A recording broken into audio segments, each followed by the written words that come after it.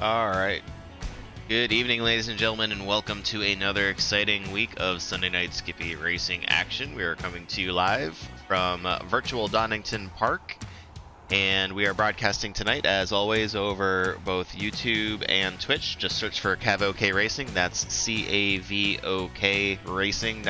On either platform, and you can find us if you happen to find us on one that you don't like. So. Video on demand will be up shortly after the race. I think it comes up a little bit quicker on Twitch, just for your situational awareness, but it will be up on YouTube eventually.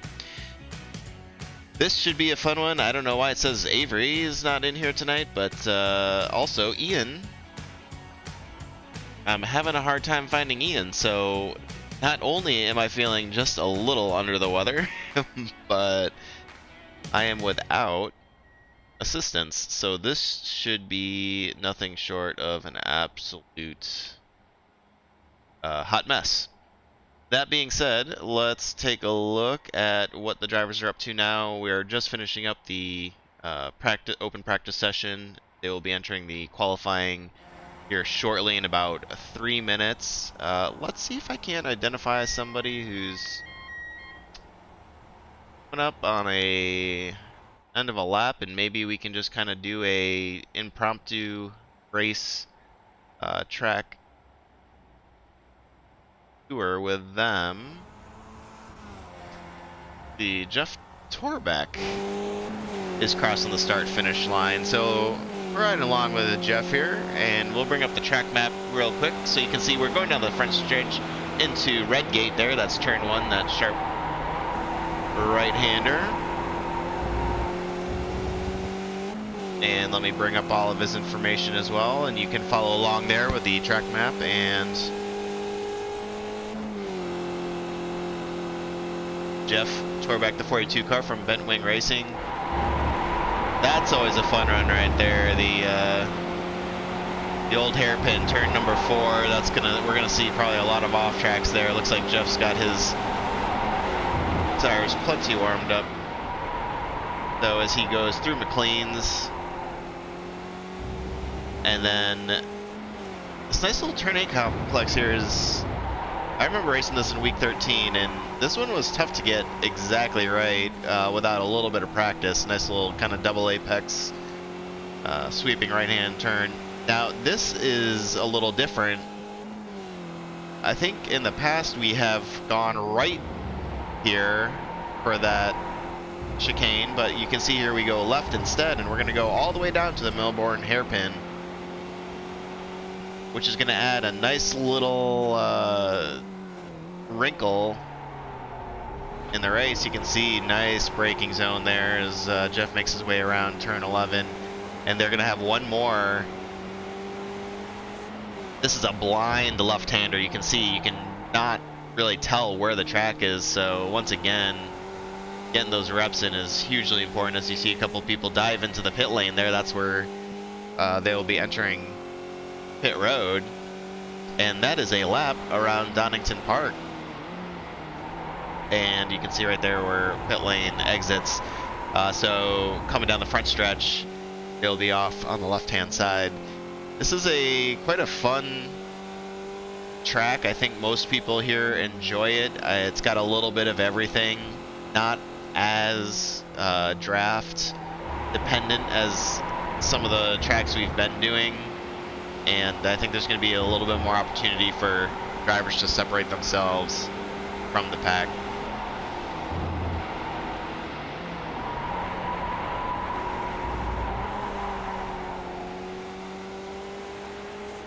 So thank you, and Jeff does not know we were riding along with him. He just happened to be passing the start-finish line as we were looking for it. So many thanks to Jeff Torbeck. Currently has set the 27th best time in practice. We've got about 15 seconds left in the session, and then we'll make our way. And I'll bring this up here so you guys can kind of see where this is in relation to the actual track map that you'll see on the race overlay.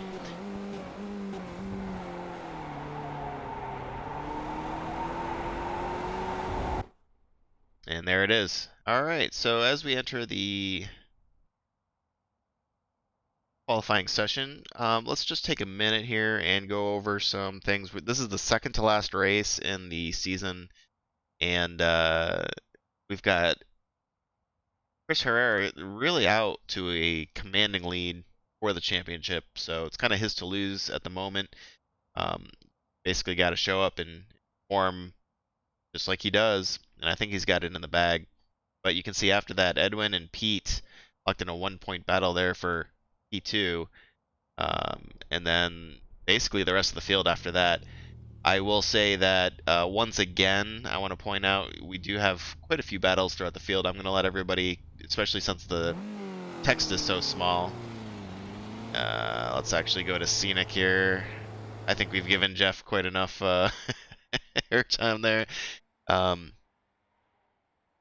your driver and kind of where they sit and get a sense of what their positions are, the drivers that they'll be going against for any sort of, especially there in the, I want to say P9 all the way down 20. So anywhere in the teens, kind of a wide open field. I know there's a little bit of a gap there for Adam Wright, but all in all, definitely not insurmountable. And I mean, shoot, even all the way down through the field for the folks who have had less than 8 races so far. And honestly, one thing that sticks out to me, you got Judah Tolman, who's sitting in P11 right now, and he has 2 less races than a lot of these other guys. So I think that's just goes to show how consistent Judah has been, and what a great addition he's been to the league. I mean, James Hauser obviously been super busy, still sitting in P22 with 5 races. And I do not see him once again. Jeffrey Decker has been substituting as a steward for him, and it's been great to kind of get his in a new perspective at that.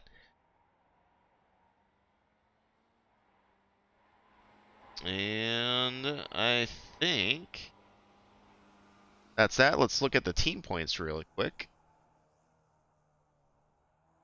That was a transition right there. Running on Empty has a pretty good lead over Snail Racing, Race to Learn.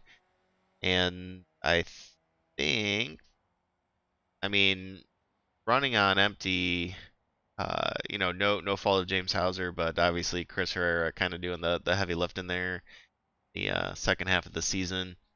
Snail Racing, Race to Learn, obviously still has a chance. Both Walter and Pete, very strong contenders. So the B team has been really showing up as of late, and Toxic Racing is about 48 points back, but I'd say that they're solidly there in 4th. A really nice showing there for Toxic Racing. I think we're voting on some rule changes that are gonna basically mix up the team championship. I don't know. I don't even know if this will be a thing next season. I think there may be some just kind of fundamental philosophical changes to how and why we do teams in Sunday Night Skippy. But obviously, we've still got a couple weeks. All the the league members are voting on that in a end of season survey, and that's kind of how we make rule changes in the league. It's very community driven. The admins kind of take the most requested feature changes, if you will, and kind of put that up to a vote. So kind of a mix of democracy and and then maybe some authoritarianism, but sometimes you gotta do that. So there we go. That's the situation going into 2 races left in the season. Let's take a look now as they're starting to be set. Got Pete Mobran from Full Fuel Strategy. I'm sorry. No, Racing Race to Learn. Still have not updated that on Dan Lisa. Or I'm sorry, my overlay. Boy, I tell ya, I am not feeling well, so you're gonna have to get used to a lot of missteps on my part. I do apologize for that. Pete Mobran setting the hot lap for the moment. Chasing those the pole position points. Nice little bonus in it for him if he can hold on, but Edwin Viorino, who is virtually on the same part of the track as Pete, not going to go out without a fight. Same thing with Carl Dronke. Great battle, and at the end of our spa race in the last chicane, and Edwin locked it up, Walter locked it up, and Carl, trying to avoid that, ended up getting loose, and that was about it. So it was a lot of fun watching him. Carl felt kind of bad, but shoot, you cannot fault him for what ended up being a fantastic race there for all of us to watch. Thanks to him. I do appreciate it, man. It's I think I'm gonna let the drivers' performance do the talking tonight, especially since I seem to have lost my normal broadcast partner, Ian. So we're probably going to be doing a lot of watching the race together tonight, as opposed to me trying to talk through everything. But as we're doing that, we've got quite a shake up here at the top of the grid. You can see Walter Collada, also from Snell Racing Race to Learn. This second place team right now is really showing up. I think Walter's maybe trying to get some heat in his tires there. I don't know that that's the normal racing line, if I'm being honest with you, but currently sitting in fourth, so maybe just trying for one last shot at it.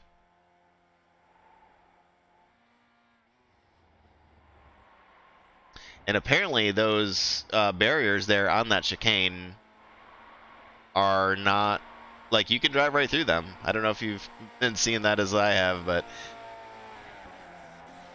those do not appear to be physical structures in the iRacing environment. Nice showing from Jason Bice here in the 21 car. Currently, as I'm talking, as he crosses the start-finish line, sets the hot lap for the evening. So Jason putting everybody on notice. I'm sure there's some discussion going on in the iRacing chat about that right now. And just as quickly, though, Pete and Edwin take it back over. Pete just barely over that 144 mark.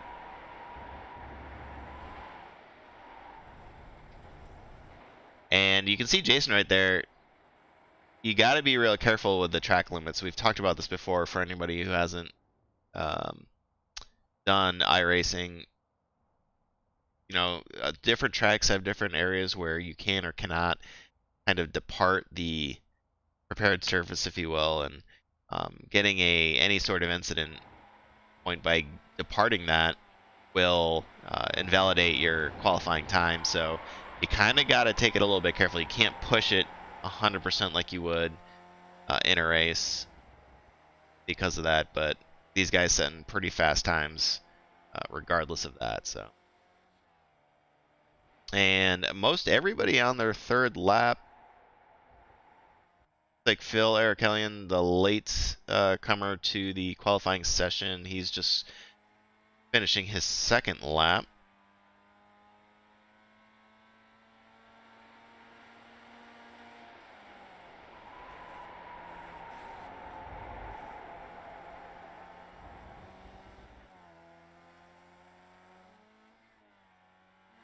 Paul Beatty up in P7. He's about to finish up lap 4. So is Pete. Keep your eye on that timing tower. There's a lot of drivers here who are midway through the third lap. Edwin Viorino breaks 144 and then some. Wow, that was a hot lap. Oh. Okay. So Paul just shy of the 4 laps there. I don't think that's going to help him much. Carl, I'm going to cross on his 4th lap.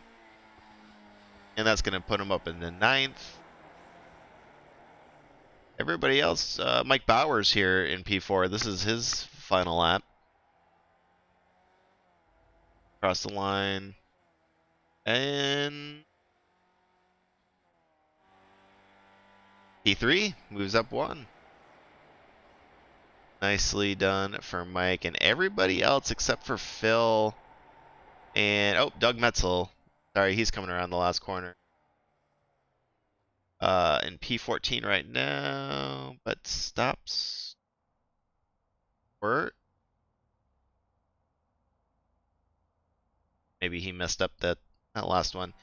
But here's Phil Arakelian in the 940 car. From what I can tell, the only car remaining that appears to be qualifying.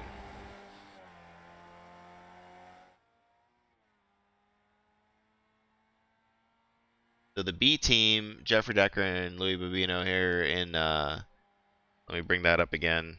I was trying to remember who was in there. They're currently in third. That's who that is. So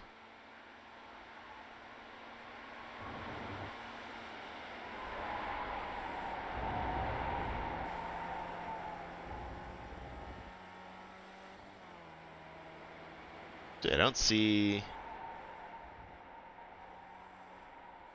Louis. Oh no, there he is. P23. Gonna have his work cut out for him. Try to work his way through the field. Jeffrey Decker still technically out on the course, but P15.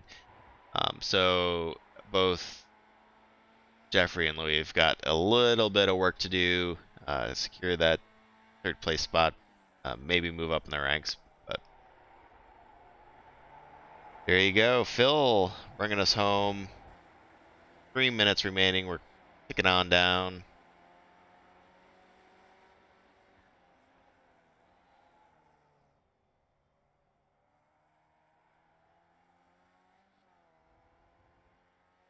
And that should be it. Let's see where he ends up. Currently sitting in P40. And will... looks like remain there with the 147.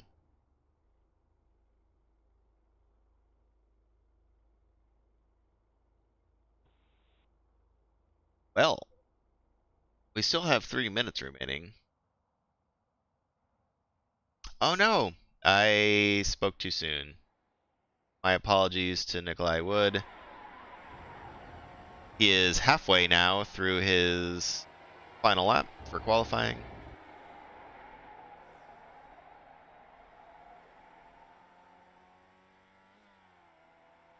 Nikolai currently sitting in P31, as you can see there in the 6 car. He set green sectors, or sorry, he set a green third sector.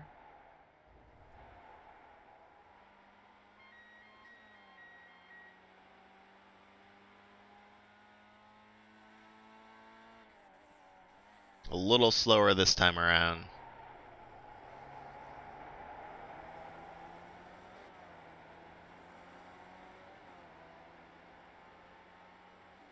I do not think that he will be improving on that 145.93. And he doesn't think so either.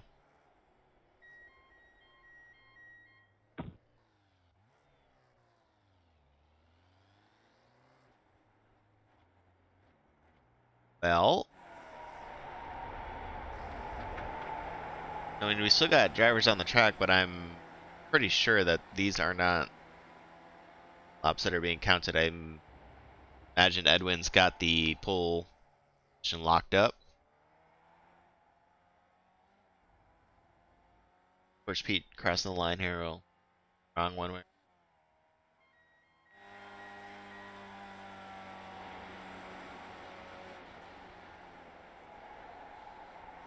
Yeah, I don't think they're registering.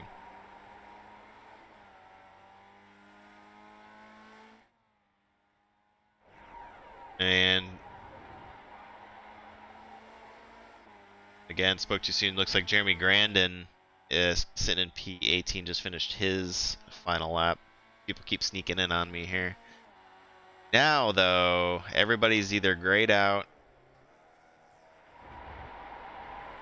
or has completed the requisite number of laps. So we're going to do that.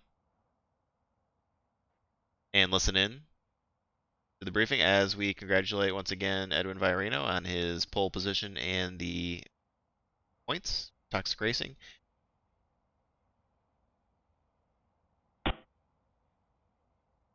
And see what Jason has to say. We got 45 cars, by the way. All right, 45 cars make the grid. Loud and clear. All right, great. If you've already gridded up, I would actually suggest that you exit your car so that your tires don't cool off. Give me just a minute. I've got to take care of some housekeeping. Meanwhile, Walter, Don, Jeffrey, if you guys have anything to say while I get a few things in order, feel free to do that now.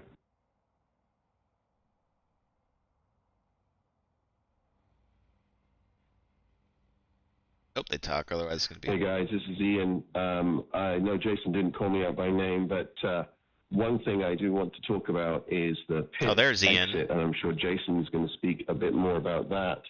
You can talk to the drivers. Last time we raced here, he doesn't want to talk to me, though. Pit exit being where it is, when you exit the pit, you have to stay on the left-hand side of that first corner until you get to the end of the left-hand side blue and white rumble strip. I'm not sure if that's going to stay as it was, but that is how it was. The last one, I guess Jason can confirm.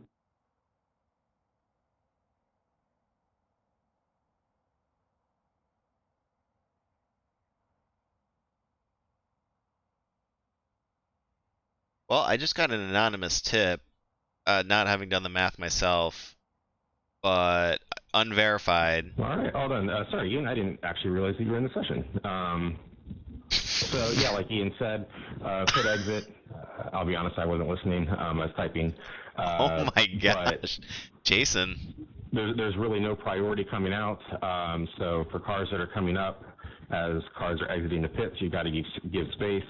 Cars that are exiting the pits, make sure you give space to cars that are coming around. Kind of brings up another thing that I think we're going to try tonight. There's been some discussion among stewards and admins as to whether we should disable chat during races. I'm not actually going to do that tonight, but we kind of hope that you will pretend like I have. So for facilitating blue flag passes, try to communicate your intentions with your car rather than relying on voice chat. We're hoping that next season maybe we can get to a muted comms during the race. And so naturally, by extension, please don't use the voice comms really at all unless you absolutely have to. We tend to get a lot of chatter, and I've been guilty of this myself. I did it last race, actually, apologizing for an incident. You can issue apologies later. It's great that we've got people that are kind enough to recognize that they may have caused an incident and they want to apologize as quickly as possible. That's great, but really the best time for that is after the race in Discord. Same thing with calling out damage that you might see on another car. That gets really distracting for drivers that are nowhere near. If you see a bent wing or whatever, try to keep those comments out of the race. Really, we want to get closer to what it would be in real life, which is drivers being completely unable to communicate with each other. Another item of business, just kind of remind everybody, we haven't talked about this in a long time. When we do race review, there are usually at least 3 of us, usually 4 of us, that comb through the entire replay and try to find incidents. And like the sporting code says, that's a very imperfect process. It's not only possible, but it's likely that we will miss something, especially if 2 incidents occur at the same time. The replay, when it keys in on the next incident, it can only show us one of them. So we're bound to miss things. Also, when chatter gets really frequent in the race, I can't speak for anybody else, but I tend to tune it out. I don't mute it, but I just try to tune it out unless I'm near the action. So whether it's a call out that you have an issue with or something on track that you have an issue with, the best way to make sure that we can review it is to tell us about it. So see what else. Late apexes in the final few turns, those two hairpins. Like I said in the driver's briefing notes, those really do invite dive bombs, so please be very, very aware of overlap. At least from what I saw in Friday's practice, and my memory's not good enough to think back to Wednesday's practice, but things looked really good there. I didn't do a race review or anything, but at least what I saw firsthand, we did have some incidents, but I didn't really see anybody trying to exploit dive bombs or anything like that. But just keep that in mind for tonight. Those are late apex corners, and somebody turns in late, just make sure that you leave space. I can't think of anything else. So Ian, Jeffrey, Don, Walter, anything that I'm missing?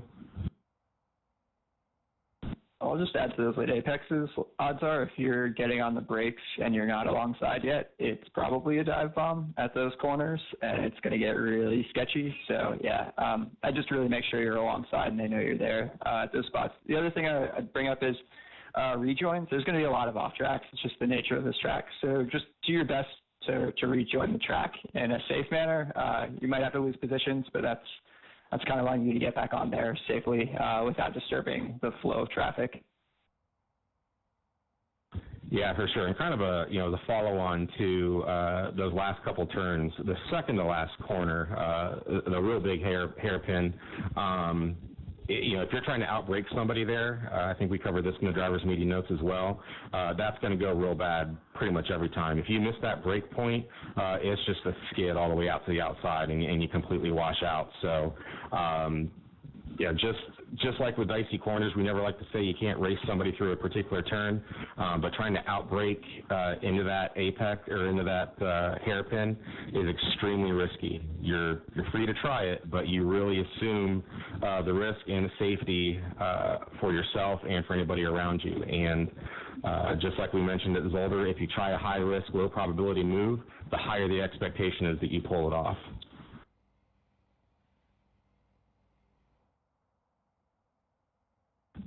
Don, Walter, anything?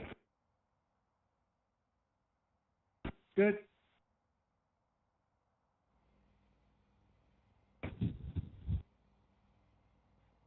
All right, 1 minute.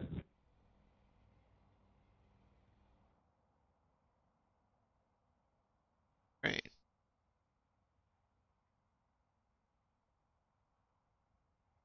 Ian, you can report to the broadcast booth. Good luck, everybody. All right. As I was saying before, I got a hint, not verified, but I'm sure it's true, that Chris Herrera has clinched the season championship as of last race with his finish. So I think that mathematically he's good to go, no matter if Edwin scores max points or not. So pressure might be off for him, and that kind of opens up some possibilities for Chris Herrera to lick the stamp and send it, and bake that bagel, whatever we say, toast the bagel, the everything bagel. He's on. I don't even remember.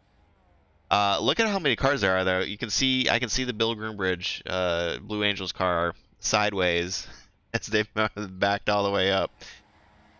And the lights are about to go out here.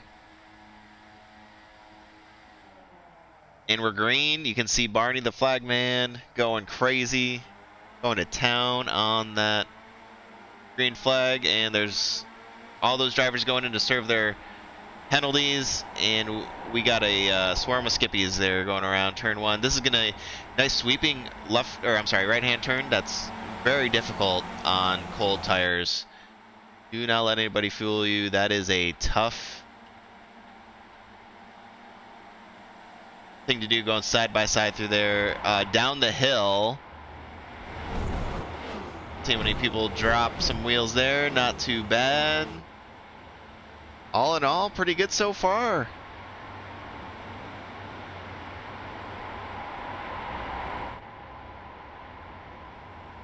Everybody making their way through. Edwin leading the field very comfortably. But you can see Chris there making it too wide with Pete early on.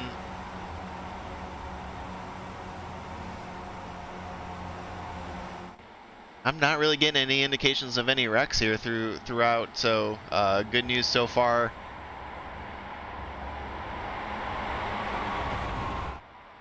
Oh, and Chris is gonna go around. That's it. Oh, he's got his work cut out for him here. Season championship locked up, but that's gonna hurt. I'm sure that he was expecting a better result than that. At any rate, back up to the front now. It's up to Pete and Mike to chase down Edwin. Edwin looking nice and comfortable up there, though. Nothing to worry about. We got some Edwin and Ruben fans in the house. Nice to see you guys.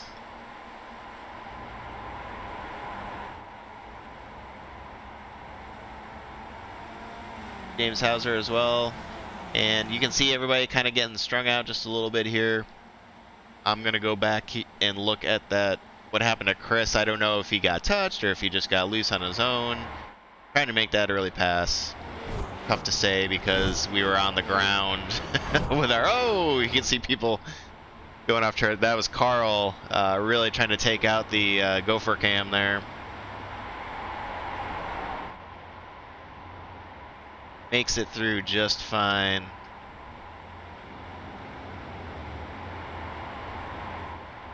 Oh, Jack Moffitt also getting a little squirrely. Let's look a little further back. Actually, no. Sorry. Spoke too soon. Pete is going to fall back in the line. Thought maybe he was going to make a move there.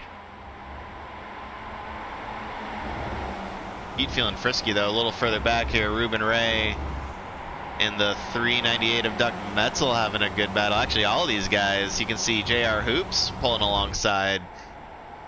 And they're going 2-3 wide here. Oh man, coming into the hairpin. That is some skill right there, ladies and gentlemen. Nice, precise. Steve Dewar's got a great view of all that. Let's go on board here real quick.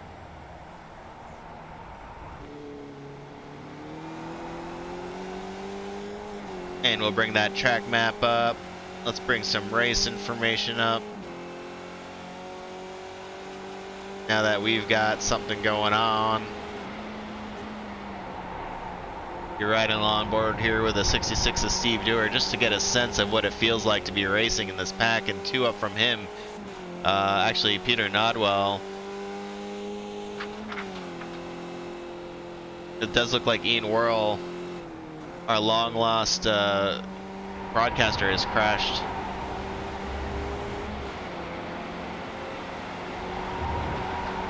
Bogowski also in the pits.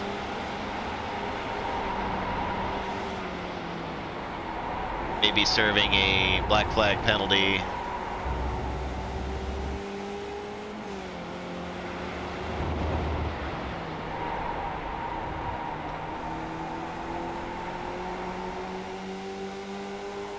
And it's tough to look away from this group right here. This is some great racing going on. Edwin's still leading Pete and Mike. 2-second gap now back to Jonathan Dance and Judah Tolman. Jason Weiss, who had a very hot lap, 4 seconds back in P6.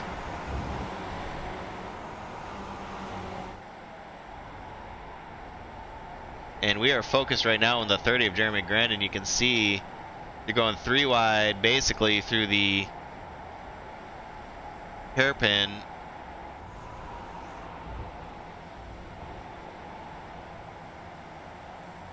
This is about as close a racing as we've got going on the track right now, although that's not to say there isn't more. A little further back, the 419 of Kent Kirkendall getting worked on by Phil Erikelian.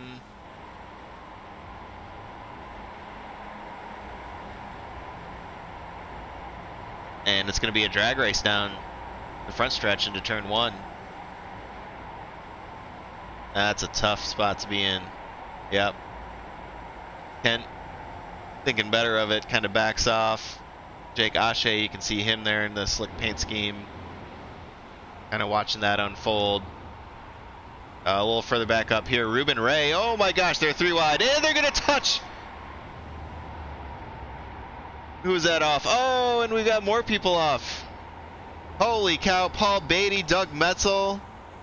I can't. They're falling back so fast I can't even get a hold of them. Holy cow! Oh my goodness. All right. Well, let's try to get a handle on what just happened there. Holy cow! Jeffrey Decker, actually, sorry, and Adam Wright doing some side-by-side racing through the chicane. Oh, and is that Adam going through the dirt?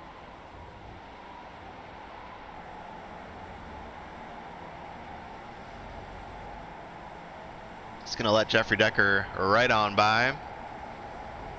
Chris Herrera trying to work his way back up through the field here. He's currently, oh, locks it up going into the hairpin, trying to get past the 42 of Jeff Torbeck. Gurkan Demir right ahead of him now. Chris in a rough spot. Don Parks just ahead of him, having some fun there with the 30, Jeremy Grandin.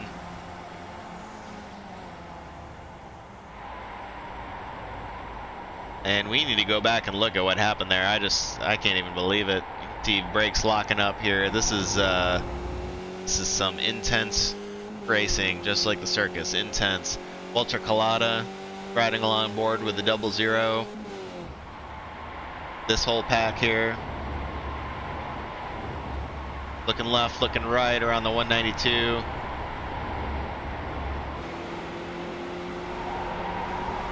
Ladies and gentlemen, keep your eye on those intervals. I cannot keep up with how much action is going on. This is incredible. R. Scott Bell back here in P27 at the moment, but rocking a fantastic paint scheme, and he has Jeff Fithian just sniffing around, seeing what he can find. Ooh. Boy, he's gonna have a runoff here. Let's see if he can do it. Now this is a great straightaway to get that draft. And it does look like he's gonna... Nope. He's gonna have to leave. Oh, there's Steve Dewar. You can see Steve Dewar in the 913, looks like, of Gurkan Demir. Probably made contact there. Alright, well that one's more obvious. Actually, here's Jeff Torbeck. See what happened. Yeah. And 687 of Chris Herrera is going to get involved. Oh boy. Oh boy. Yeah, that's a tough one. I think that's going to be a tough one for everybody. Actually, well, shoot, sorry. That was back here. Steve Dewar gets touched.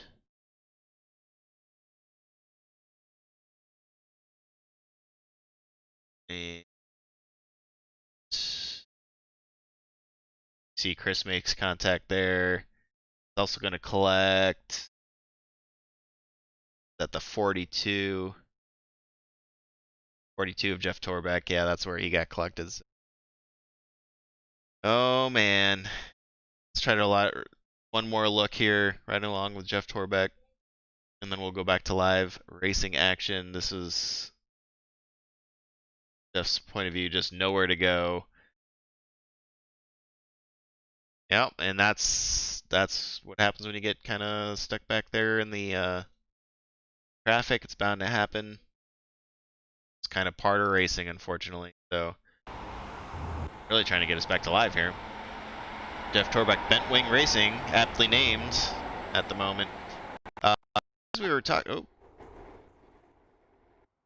everybody's crashing. No, it's just my internet. Pete Mobron has taken over the lead, so catching back up here. And I promise you, we will go back and look at what happened initially to Chris Herrera.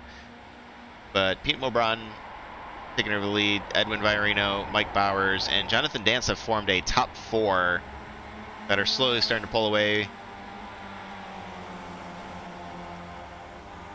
Here's Judah Tolman. He's kind of out there on an island by himself for the moment. 2 seconds up to Jonathan and 3 seconds back to Jason Bice. Another almost 4 seconds back to Jeffrey Decker, Carl Jonke, and Ruben Ray. And these are some very fast drivers who I'm sure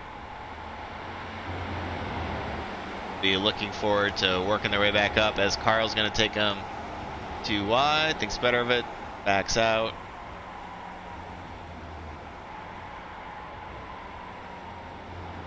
And there we go. Peter Nodwell in the 73, up 11 spots right now in P10. Great showing for him. Same with Adam Wright in P11 and JR Hoops in P12. JR actually down 2 spots total, but based on some of the crashes we saw, I'm sure he's happy with that, at least for the moment. A little further back, Jack Moffitt up 7 spots. It's got Aaron Law up 12 just behind him. Another 2.5 seconds back to Don Parks out there on his own, up 4 spots total. Chris Herrera on pit road. Or was on pit road. At least Walter Collada bringing another swarm of Skippies with them. Jeremy Grandin, Louis Babino, Max Giacomo. And that is the battle for P17. We've got Andrew Cole. Cole W. Cole, as we know him, or as my overlay knows him for some reason that I have yet to figure out. Kyle Reed in P21, up 9 spots total. R. Scott Bell, not the start that he probably wanted, down 5 spots, but still sitting in P22. Not a bad overall stat for him right now. Jeff Fithian in P23, up 9 spots.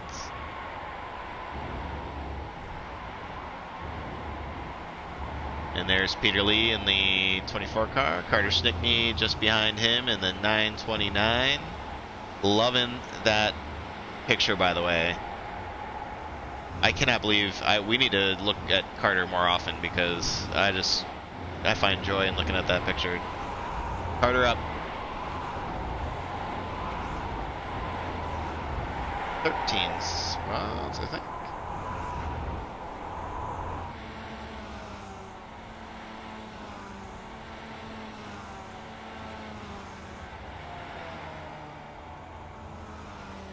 And here's Steve Dewar.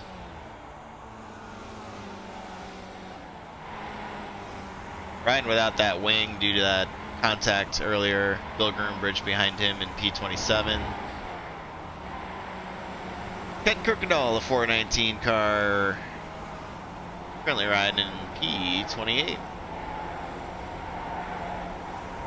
But he's got company. Look at that. The 88 of Robert Longatano. And Jonathan Dockery in the Hot Wheels 47. Putting some pressure on Kent for P28. Oh, Robert's off. Just being passed again by Chris Herrera, who just, I'm sure he is thanking his lucky stars that that he's got this locked up, because this is, I'm sure, not the way he wanted this night to go. Phil Arikelian behind him in P31. Just behind him, Jake Ashe in the 77.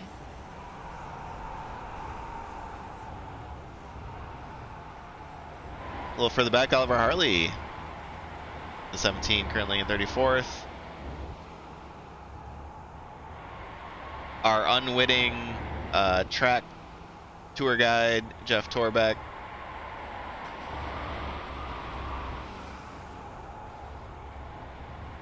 Ooh. And it does look like we've got other folks off track here as we were talking about them. Here's Gurkan Demir, 913.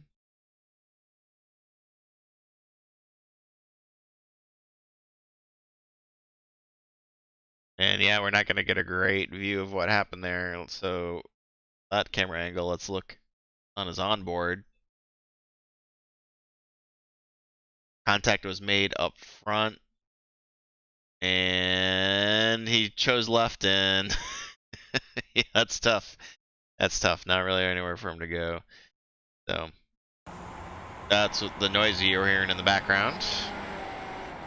Paul Beatty.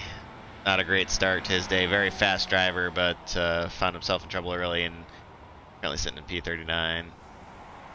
And we've got a bunch of other cars that are currently sitting out. So let's check back in here with the leaders as they stand. Here comes Pete Broughton. And never mind the full fuel strategy. That is Snail Racing. I will get that updated eventually. Maybe.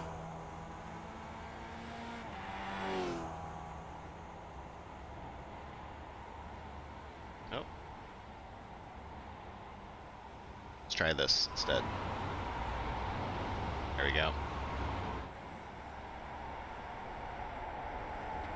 So this top four, Pete, Edwin, Mike, and Jonathan, kind of holding tight. And we've got Judah 3.5 seconds back now, so keep your eye on that gap. We are approaching the 18-minute mark, which is when you would expect to see pit stops, start to try to happen. Although it's anybody's guess, this is kind of the opening of the fuel window, I would say, so keep your eye on the back of the pack. Edwin looking, man alive, he's right on Pete's gearbox. Love to see it. This is what I'm here for.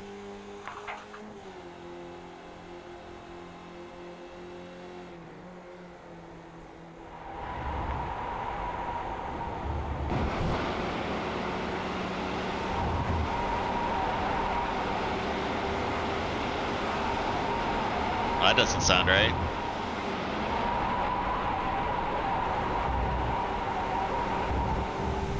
This is looking back from Pete Brun's point of view.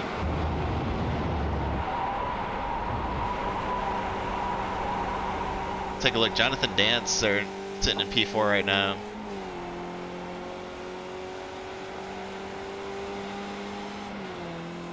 You can put yourself in his shoes.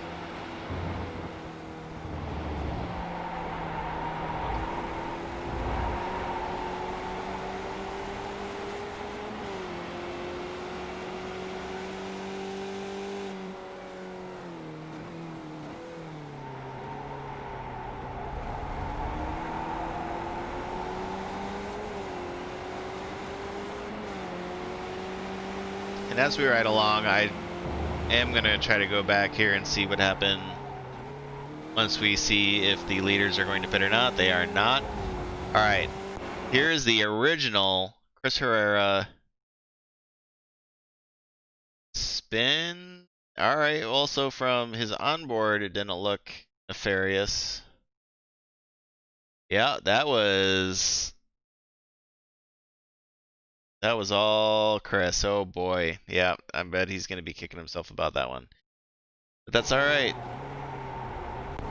We're riding along board with him now. He's back up to P25. I think we saw him in P30 earlier, so.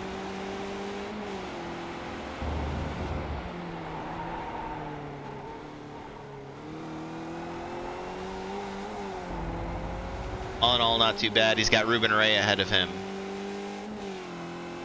Right along board with Ruben here.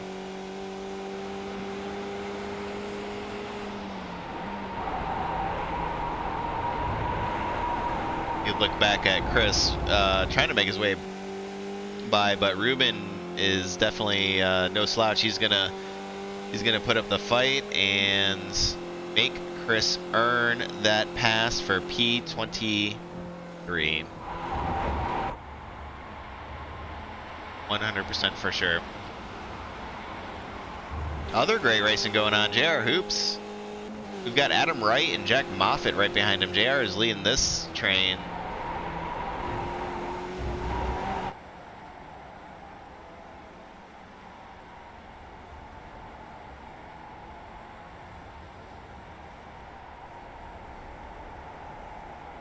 And both Jack and Adam, very consistent drivers, so JR's got his work cut out for him. Basically no mistakes, what that's going to take.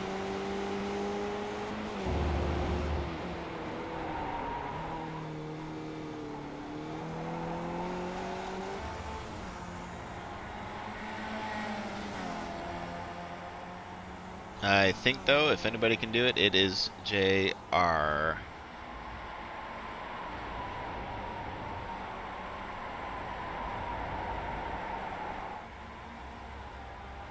All right. Check back in with the leaders here. And Pete, Edwin, Mike, and Jonathan just kind of enjoying a nice, what appears to me to be a nice Sunday stroll, but that's only because they make it look easy. You can see there's Judah and Jason. I want to check in real quick, because we know that the front pack is putting some time on Judah, but is Judah putting time on Jason? And you can see, generally, yes. There's been every other lap where Jason's quicker, but the amount that Judah's faster is definitely more, more so.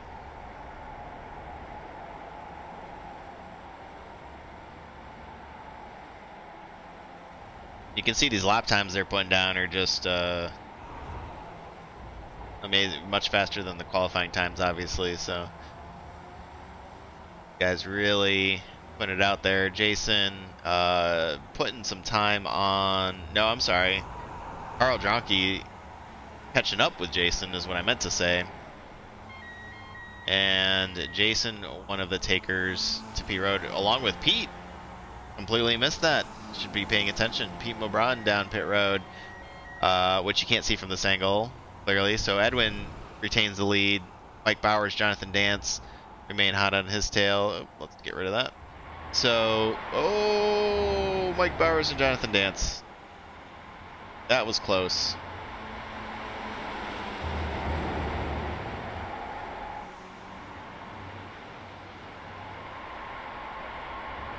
Let's bring up pit lap. That way you can see who's pit and who is not. Lap 13 there for Pete and Jason. Lap 12 for Jeffrey Decker, and so on and so forth. And while we do that, let's bring up gap, because that's going to be the more important, I think, statistic to look at as we cycle through the pit stops. 29 seconds now between Pete and the leader. He is the only one of that lead four that decided to hit on this particular go.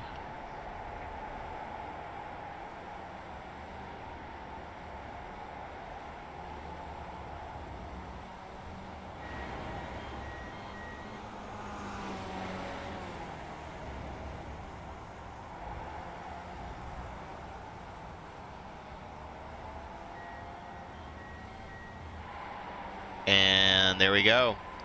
Everybody else deciding that it's time.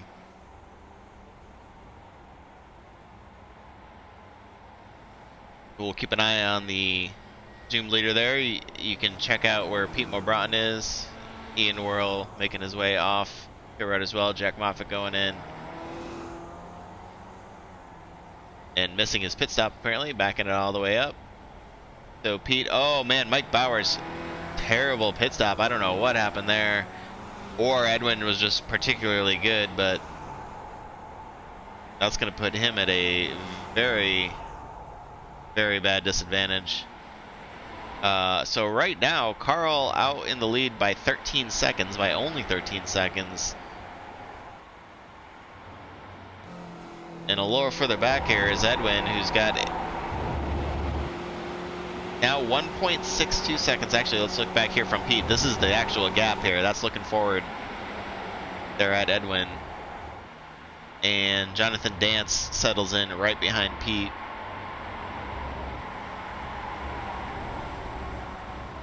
So you can see Andrew Cole and Carl Dronke, really the only folks left pit, although some of those pit stops are from earlier incidents, so I'm sure they will need another stop for some fuel to make it to the end. But most people pitting within this window here. We'll bring that down and look really quickly at pit lane time. So this is going to be your total time from start to finish on pit lane, stop included. And you can see Edwin that is how he got that time gap there. 2 seconds better than Pete at any rate. And much better than, I mean, Mike was at 40 seconds there. You can see where that hurt him just really bad. He sits 3 seconds back from Pete and Jonathan. And there you go, Carl into the pit.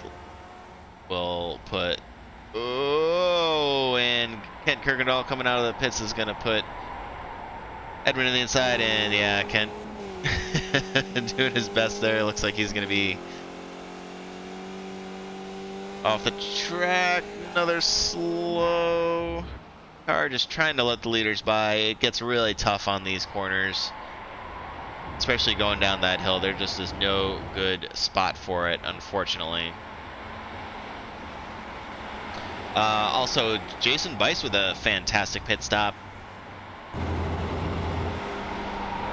Here's Judah Tolman, who had, again, Mike Bowers put himself in a position now where Judah's going to be right on his gearbox. And you can see Jason still back there by 4.5 seconds, despite a very good pit stop. I'm not 100% sure what happened there. Jerry Gruber is the chrome car there that you see, trying to let everybody by. This is looking forward from Judah Tolman's car. And we can bring down the pit lane time. Hopefully everybody had a chance to digest that just a little bit.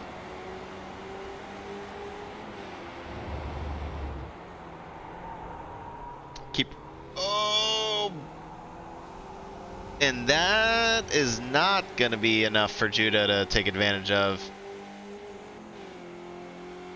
I thought it was. Jason made up 3/10 on that lap though, so.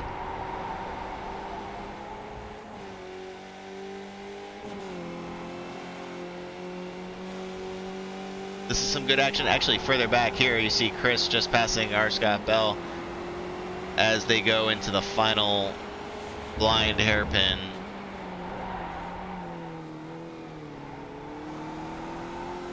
Chris has worked his way now back up to P20.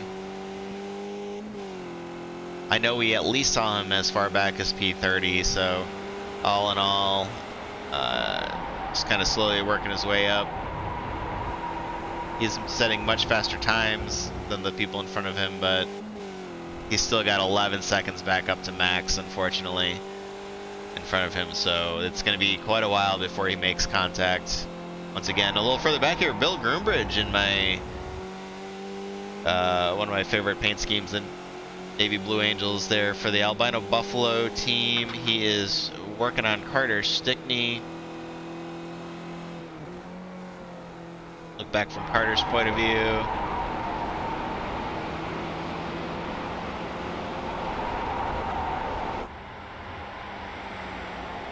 Bill looking like he's gonna be able to make the pass. Oop. There we go.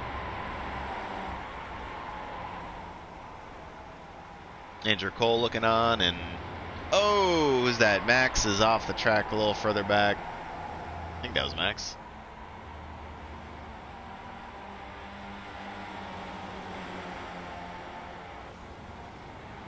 No, that might have been Jeff, actually. Jonathan Dockery.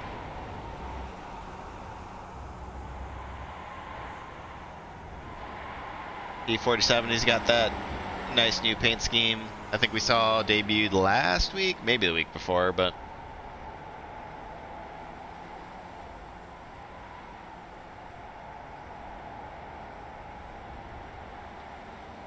He's looking to make the pass there. Oops.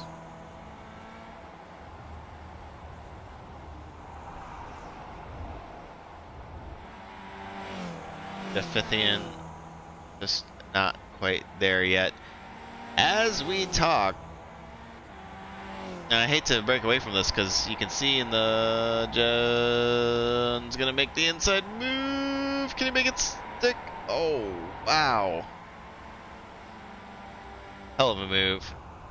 A little further up, Edwin now has company, whether he wants it or not. As they come through the final hairpin here, you can see, I think that's Ian ahead of them, but both Pete and Jonathan Dance now. Look forward from Jonathan's.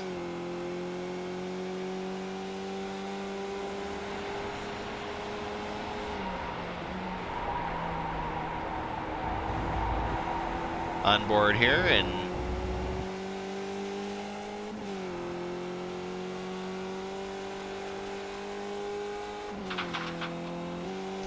oh, sorry, that's Ruben, but this is what I wanted. Carl. Looking forward to Jeffrey Decker and Peter Nodwell.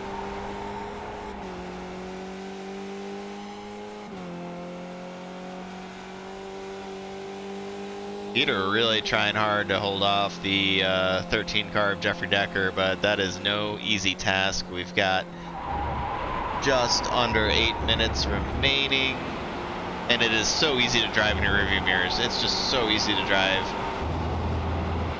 Worried about the person behind you, but Peter up 14 spots total into P7 right now, and I'll tell you what a finish that would be for him. But having Jeffrey and Carl in your rearview mirror is just, I mean, that's, you can't not think about that. I am sorry, I don't care who you are. That is just not something you're going to be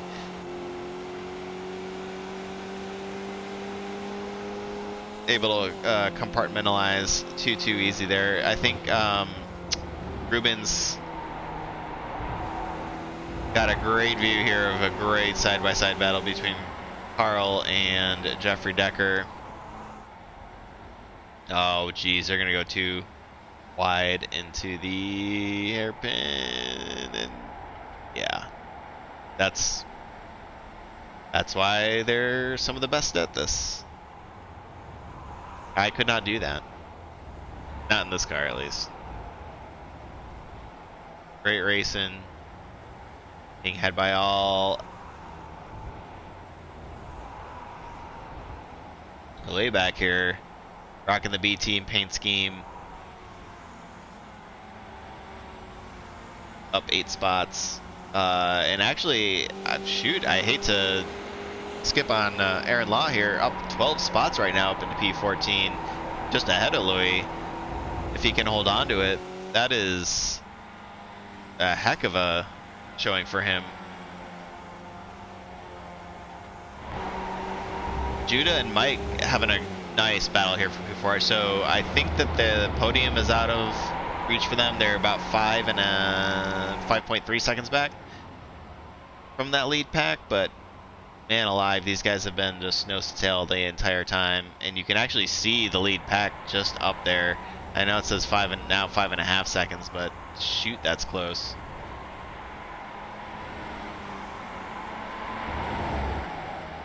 Man, they're gonna go 2-2, or 2-2. Sorry.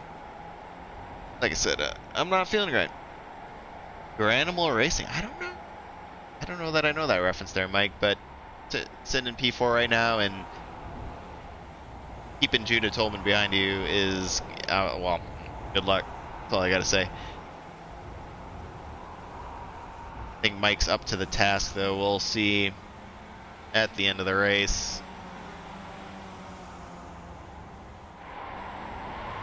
Real quick, Girk and Demir involved in an earlier incident that we saw inches away, flying formation with Oliver Harley, doing what he can to try to make a pass. Here's that double apex. And did he pull it off? for the moment. Oliver not going down without a fight, though. 4 minutes remaining. Oliver's going to pull ahead. All right. Here we go. I know everybody wants to see what's happening up at the front. I've been focusing back in the pack. Here is Edwin, Pete, and Jonathan. And you can see further back there, man. Oh, geez, I'm sorry, but Judah and Mike just going toe to toe here. So great to see. And just up the road is the leaders. This is the podium, the battle for the podium.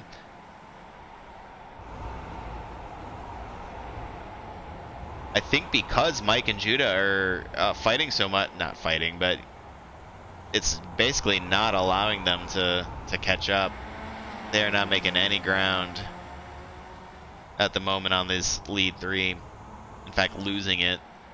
Although it is exciting to watch in and of itself.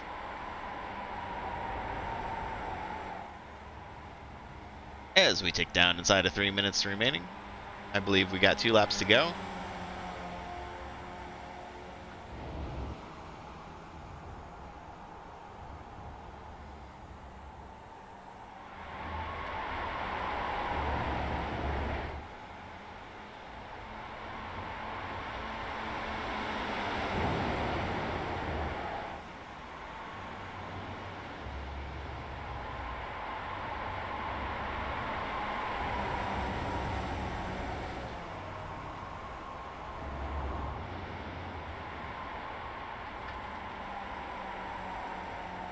Tell you what, sometimes the race just speaks for itself, and I'm glad it does, because I am hanging on by a thread, ladies and gentlemen. Pete dropping a wheel.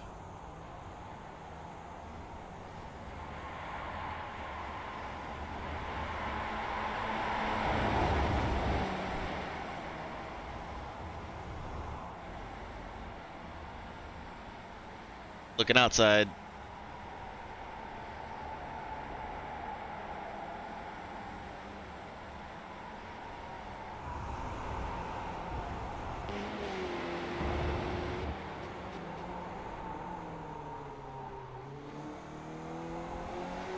Look at that exit. But Edwin, I don't know how Edwin gets the exit that he does. That is incredible.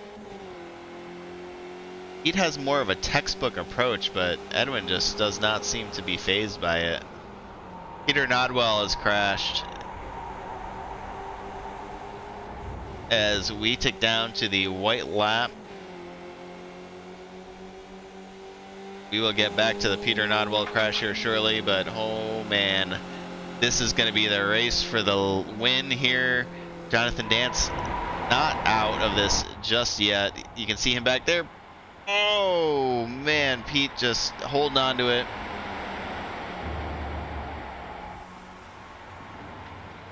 Gets a touch loose coming down the hill there, but maintains contact with Edwin nonetheless. Edwin confidently in the lead. And here we go. This is the last straightaway here. I mean, really, Pete's gonna have to get a good run, and they're gonna have to go into the second to final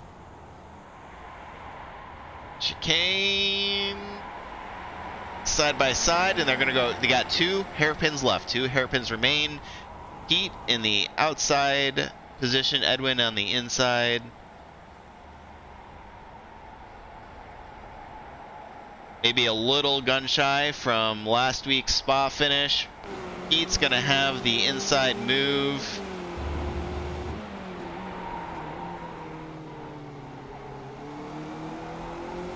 And Pete Brown in the 515 and Edwin Ryreno.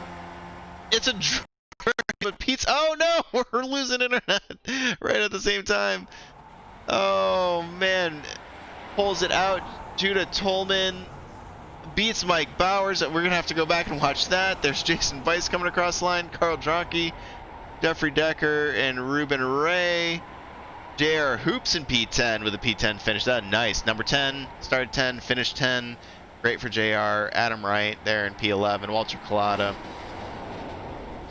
You can hear the celebratory finish there. There's Chris Herrera working his way back up to P18 after all of that, after all is said and done. I guess we gotta go to blimp mode here with R. Scott Bell as he joins the fray.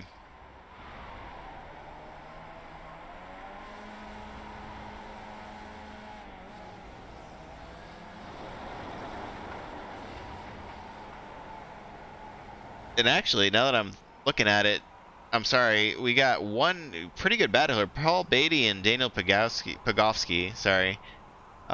You can see them rounding the second to last. And that's about as close as you're going to get. Actually, yeah, well, Gherkin got Oliver. And it looks like Paul has Daniel. About it as far as finishes go.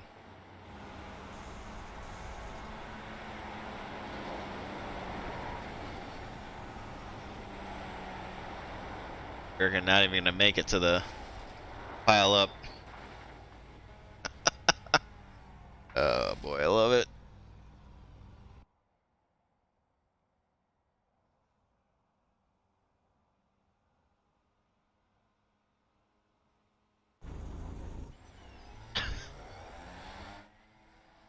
All right. Well, that's it, folks. I kind of want to go to bed, but at the same time, I want to see some of those finishes real quick.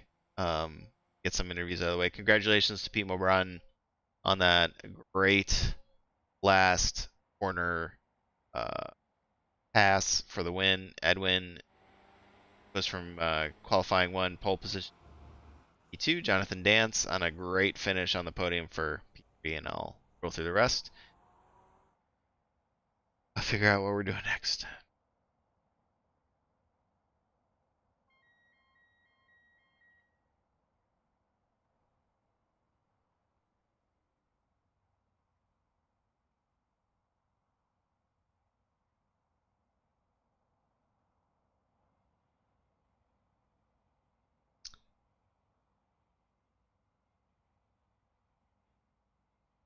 As we can grid, I'll bring in oh, hey, can you hear me? What's up? Hey, so Jonathan Dockery is in the booth with us right now, and sorry man, it's been a long day. P26, you were up 9 spots, what I'm showing overall, so not too bad, it's fine. especially I yeah. guess I'll start off by saying that I was extremely mad last week, and I apologize for anybody that I offended. So, but yeah, I knew going in that I had a pit penalty I had to serve, so I didn't practice a whole lot. Practice enough to keep the car on the track, so overall it wasn't bad. Congrats to Pete for the win. I guess they had an awesome race up front. It was like, so it wasn't too horrible. Yeah. Well, I'd say yeah, first of all, yeah, I got it, man. I appreciate the apology, but starting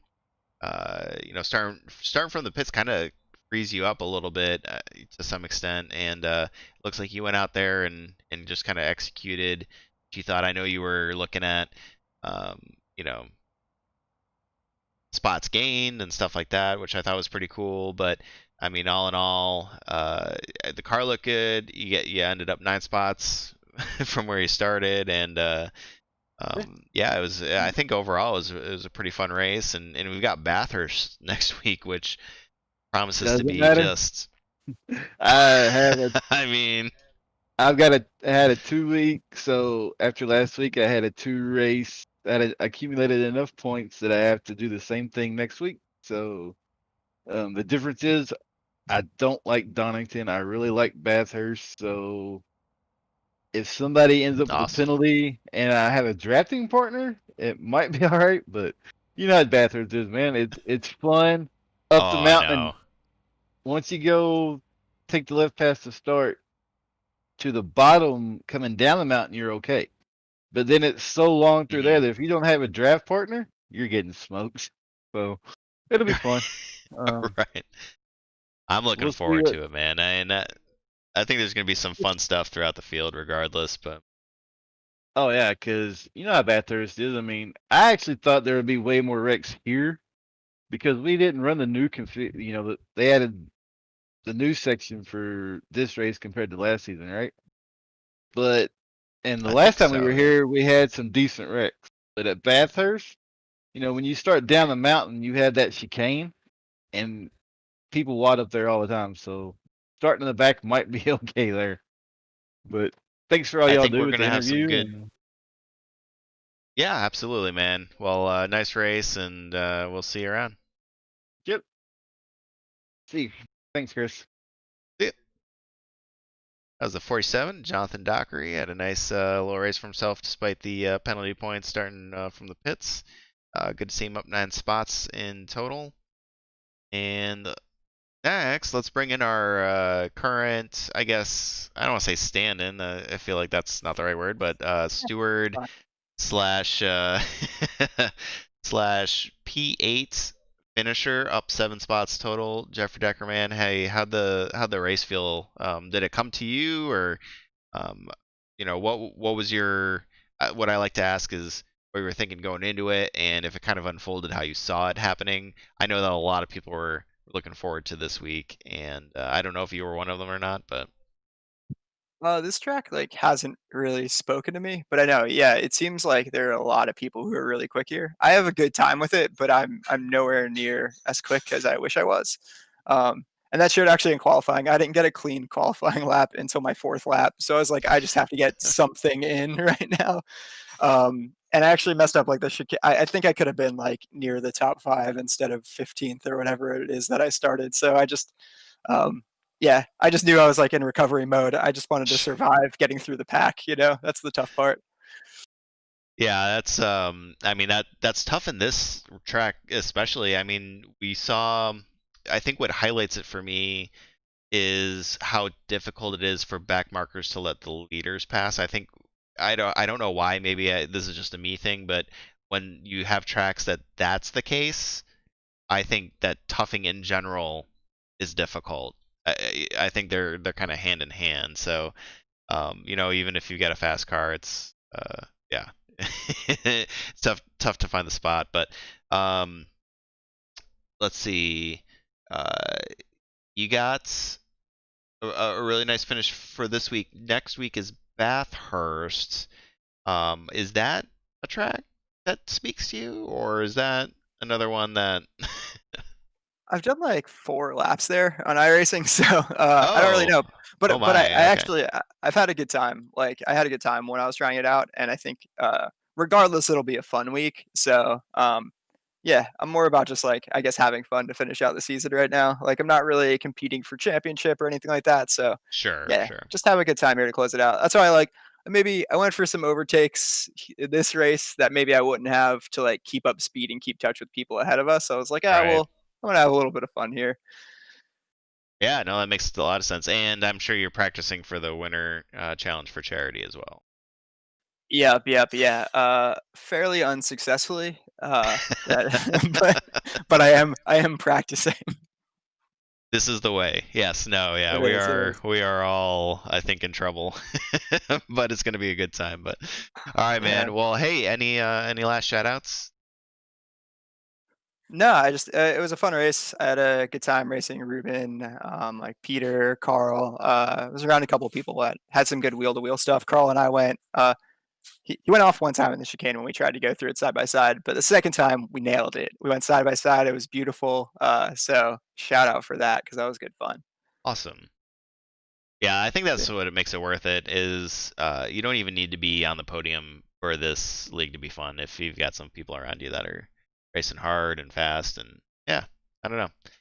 Yeah, Seems- exactly. All right, man. Well, thanks for joining us, and we will see you next week at the championship race, and then a little bit after that for the winter challenge for chair. Sounds good. I'm looking forward to it. Awesome. See ya. All right, later, man. All right, let's bring in Mike Bowers, who ended up P5, had a great battle going there with Judah Tolman. Tell us what you saw. Well, aside from being like as angry as I can get, it was a pretty fun race. Oh man, all right. Well, I was Phil, just apologizing to Judah because after we came out of the pit, I knew I had blown it, and I was so yeah, mad I couldn't hardly drive. So gotcha. Yeah, I noticed. What was it in the pit? Because you had a, I won't say significantly, but you definitely had a longer pit lane time than most of the other drivers up there. well, I had a bunch of trouble with the PC before the race, and I actually reloaded some backup app INIs and a bunch of stuff to get the graphics and everything going. And in between this new PC I have and my old one, I remapped my stop fuel button.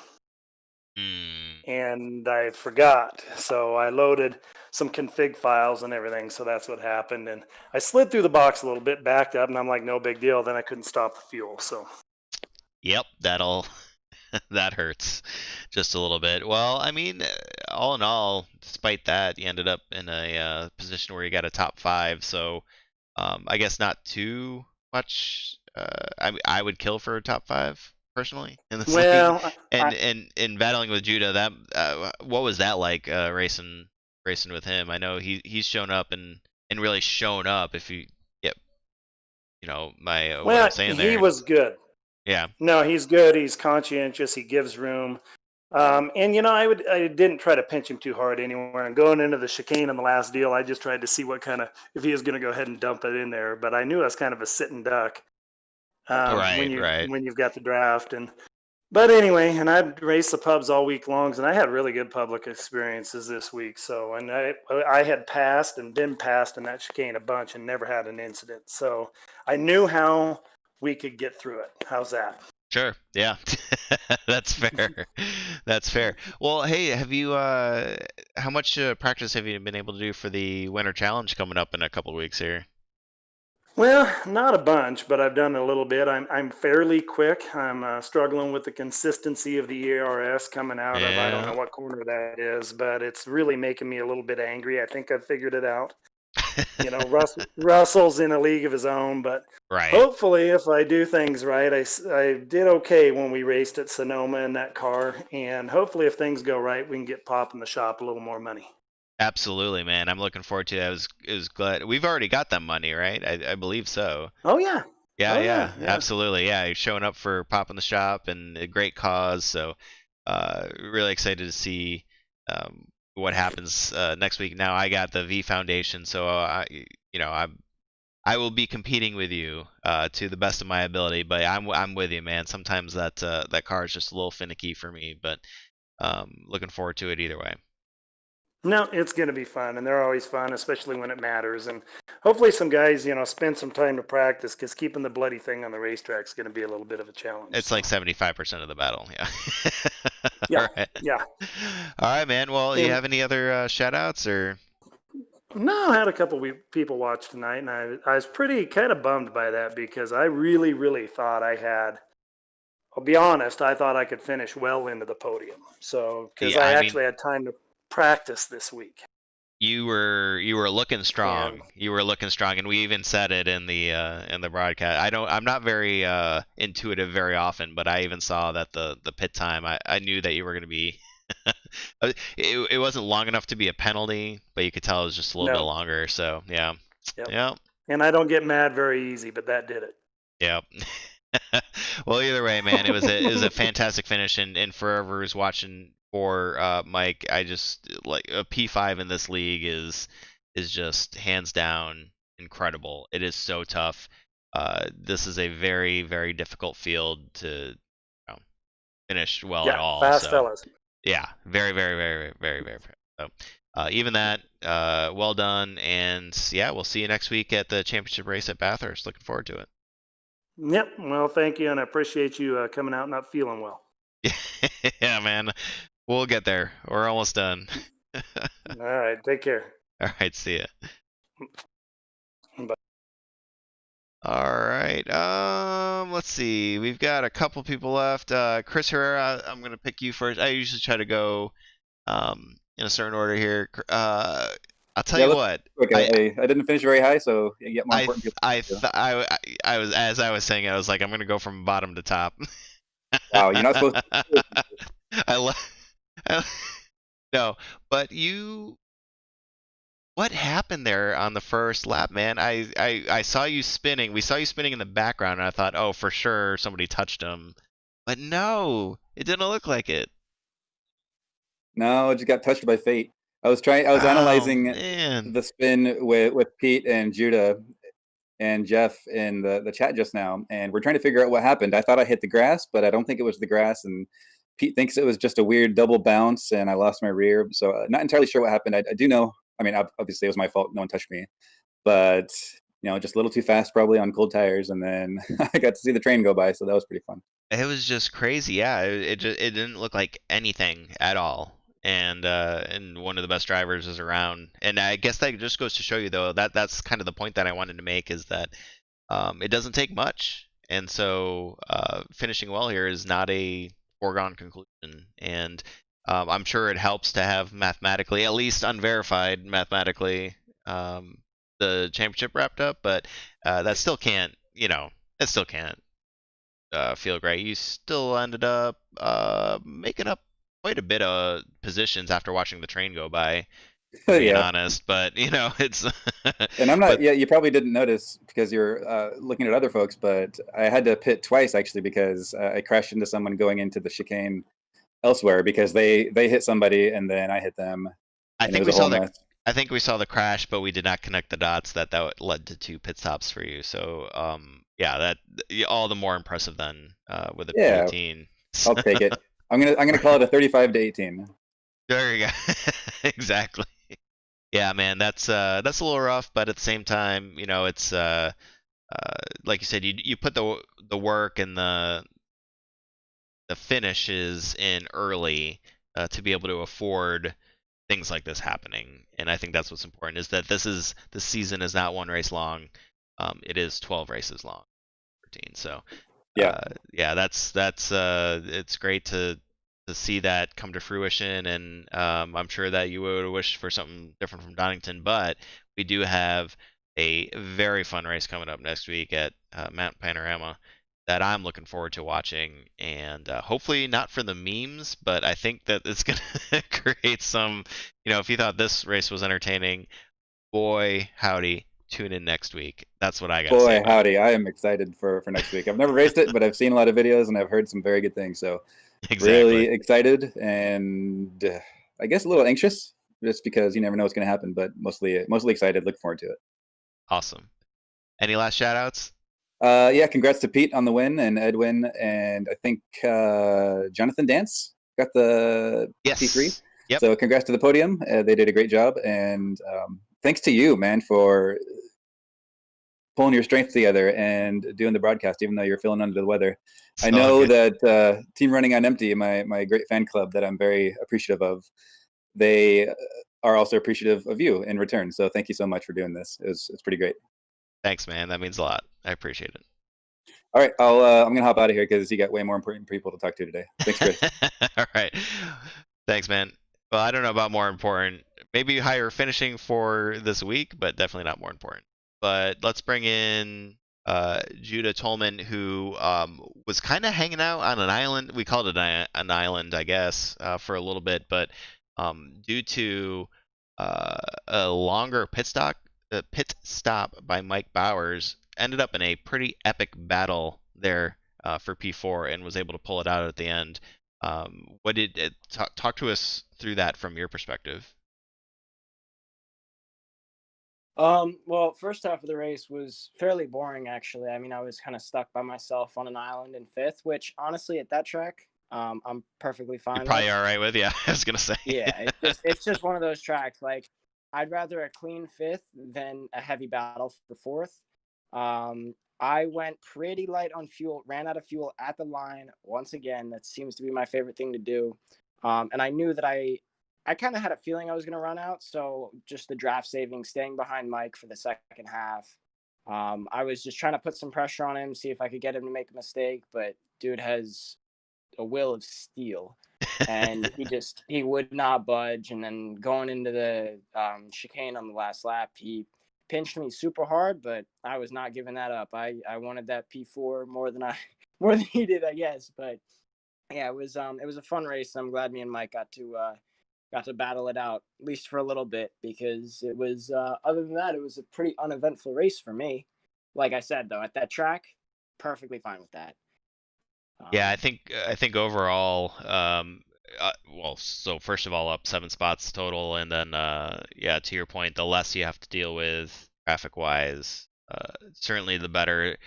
We talked about it earlier with some of the interviews, how difficult it is to pass, and I think that just kind of it's all correlated with, um, just how difficult it is to race in traffic. And so maybe to some extent that was lucky. I don't want to say lucky, but you were up there. You put your car in the position you need to be in, and I'm grateful um, for it.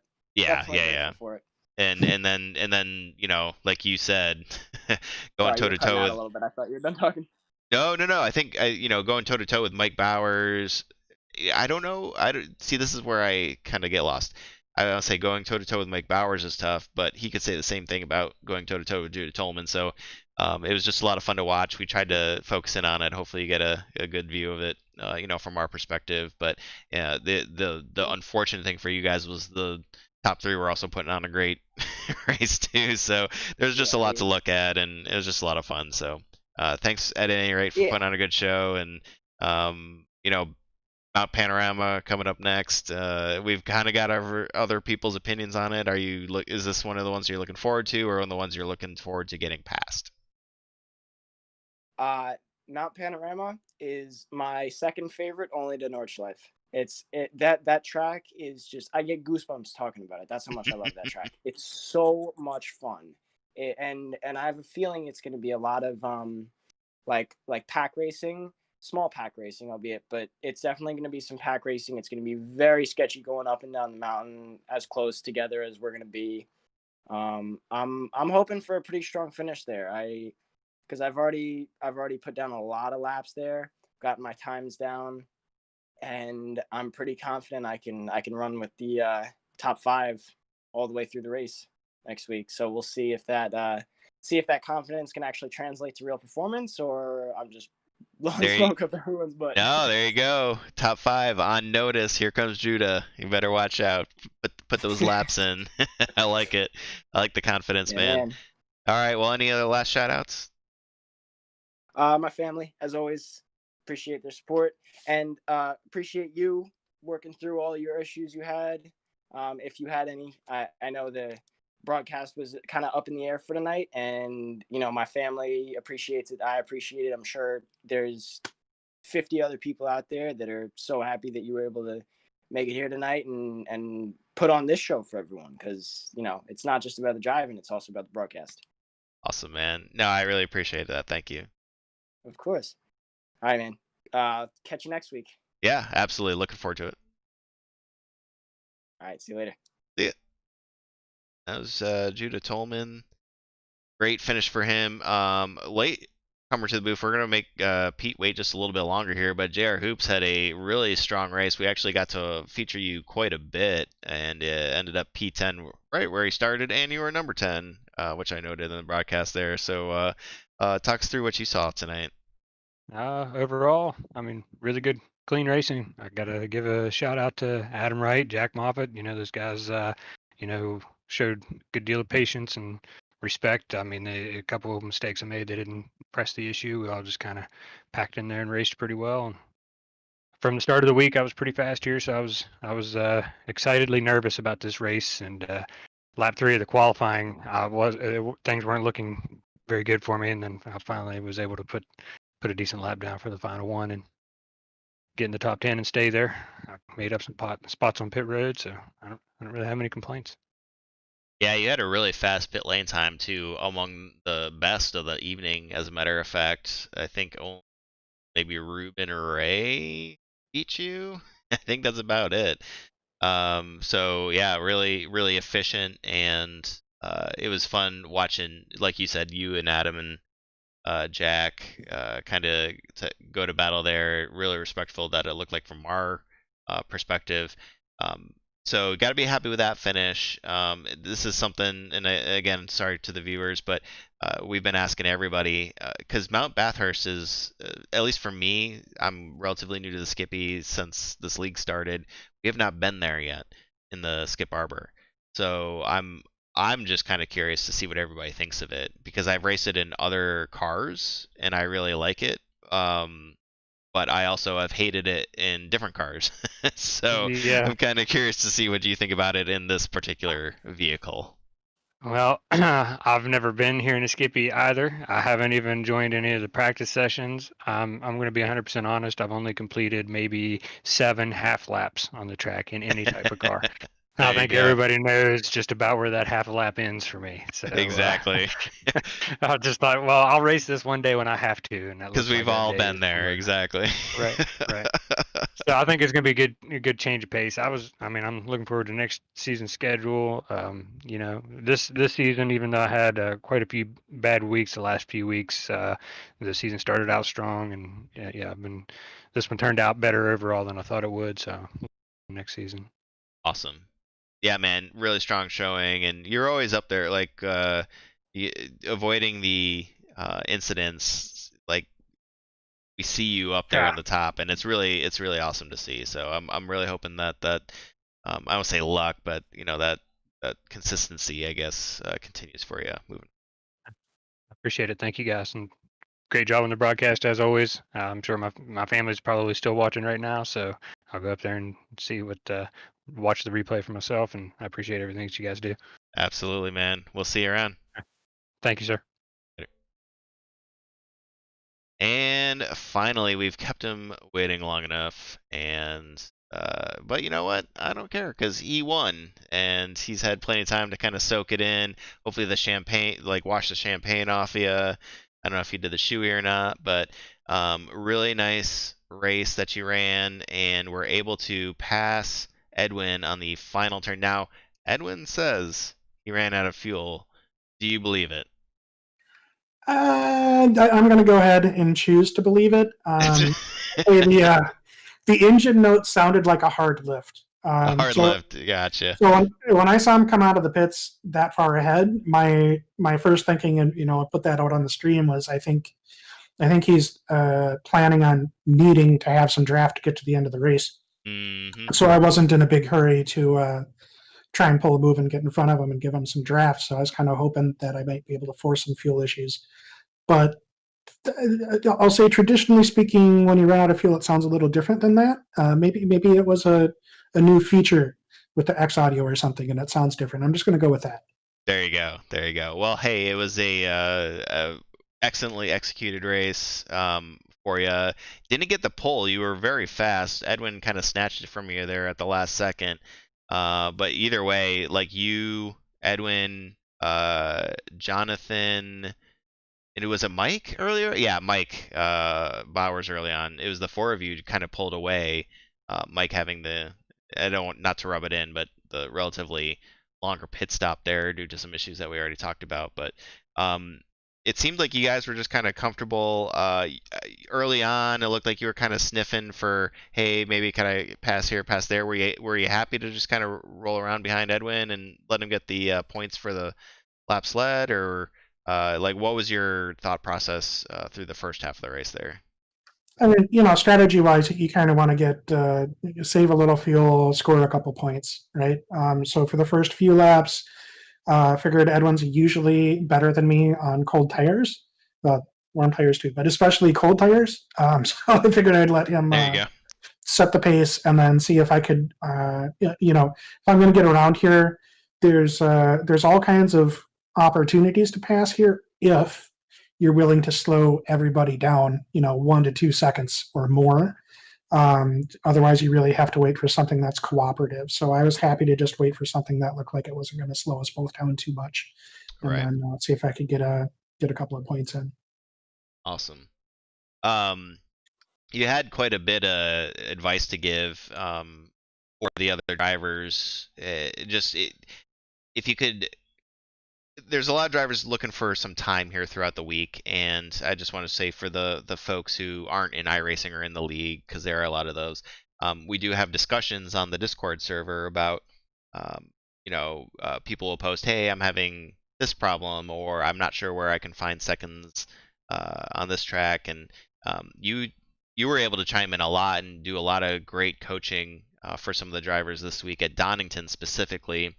And I don't mean to put you on the spot here because we did not plan this out, but just generally speaking, what were if you could pick like one or two big, just kind of overarching concepts that you noticed this week that you advised people on to find maybe a 10th here or a second there? Yeah, so a lot of Donington is using the brakes very sparingly, right? And that's a really difficult concept when you're first getting started to understand that the brake can be for turning the car and not just slowing the car down. And this track really forces you to be, if you want to be fast, you have to be delicate on the trail braking, which for those that aren't familiar, it's using very, very little braking, just enough to cause the weight of the car to shift forward a little bit and squish down those front tires and give you a little bit more cornering grip. It's kind of a tricky technique to learn at first, and then becomes a staple of how you get around the track. And this track really reinforces that nice smooth brake release. It'll either teach you about it or make you think about maybe sitting out the week. Yeah, no, and it was a lot of fun reading all the information that you and others were putting out there. To be fair, there was a lot of people. Mike Bauer's one of them, chiming in with their advice. But I think it was just really neat that this track specifically was opening up such a rich dialogue on some of these things that we don't typically see. And I mean, there's definitely a lot of helping and question asking in the past. I just noticed that it seemed a lot more in depth this week, and I think that maybe had something to do with the track, maybe, but it was just a lot of fun to read, and I wanted to bring that up to let the viewers at home know, if you've got your family member or loved one that's racing, it's more than just hitting the fast pedal and going faster. There's a lot of technique.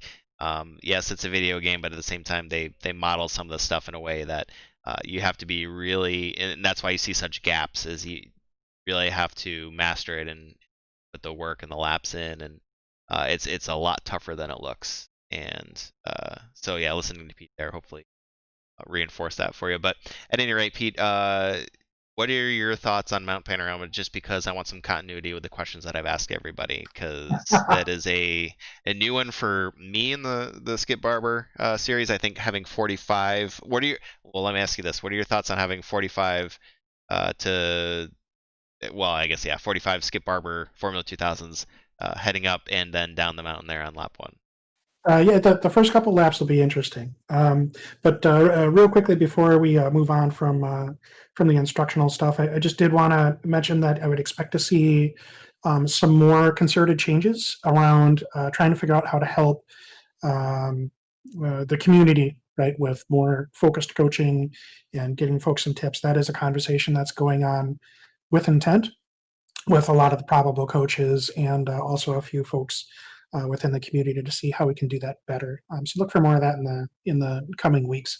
As far as Bathurst, I'm expecting a lot of excitement in turn 2, which is when you're first starting to get to go up the mountain, and then the cutting, which is sort of a famous / infamous late apex, heavily cambered, blind, almost left hairpin that people seem to like to try to go 5 wide through.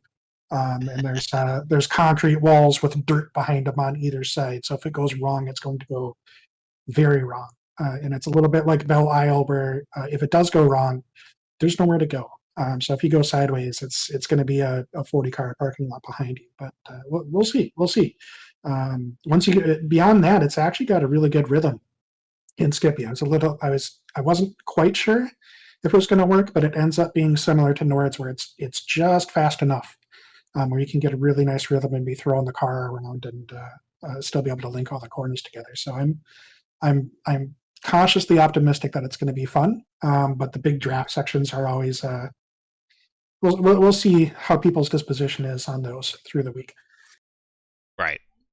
Yeah, it's going to be an interesting combination of you get those draft heavy tracks where it's hard to separate, but at the same time I mean I'm not the professional here, but it does seem like there are enough sections in the mountain where you could gain just enough separation for the drafty parts, but I don't know. I guess it'll remain to be seen, especially when the public races start going. I'd say it's a little bit like Donington, where it's probably going to be a draft train if everybody runs well, but if you get one corner wrong, it's 0.6, 0.8, or a full Right, bracket right. that you lose, and then you're just kind of in no man's land.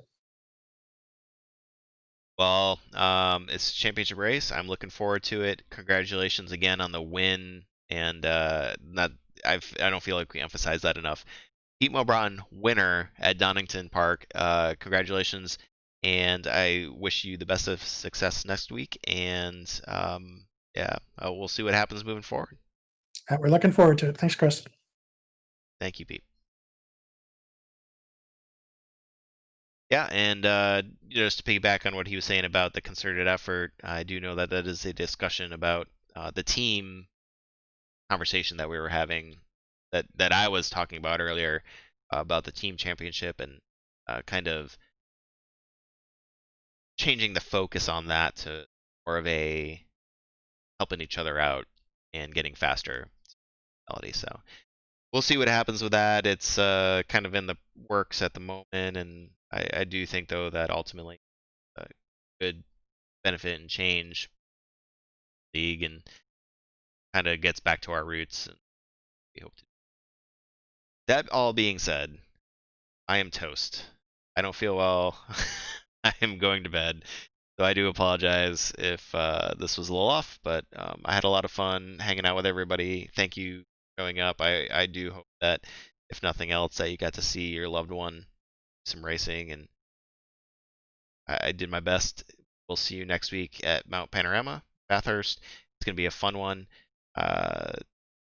Same-ish time. I'll maybe try to start the stream up a little bit earlier. We can have some conversation and bring the viewers into it and stuff like that. So be ready to go. But other than that, we'll see you next week. Take care of each other. Safe.